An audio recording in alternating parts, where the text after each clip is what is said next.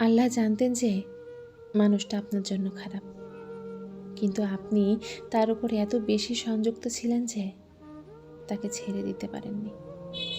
তাই আল্লাহ আপনাকে তার দ্বারা অনেক বেশি কষ্ট দিয়েছেন, যাতে আপনি তাকে ছেড়ে দেন। আপনাকে শাস্তি দেওয়ার পরিবর্তে আল্লাহ আপনাকে রক্ষা করেছেন এবং তিনি আপনাকে আরও ভালো কিছুর জন্য প্রস্তুত করছেন।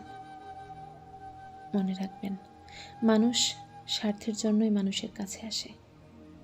হ্যাঁ, শুধু স্বার্থের জন্যই মানুষ মানুষের কাছে আসে, আর স্বার্থ ফুরিয়ে গেলে অবহেলা শুরু করে।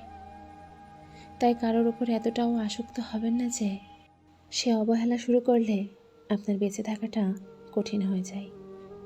সরে আসুন, সেই সব লোকের জীবন থেকে সরে আসুন যারা স্বার্থ শেষে আপনার সাথে বেইমানি করে। মনে রাখবেন, মানুষের কাছে আপনি সস্তা হতে পারেন, কিন্তু আপনার জীবনটা সস্তা না। আপনার জীবনটা অনেক মূল্যবান।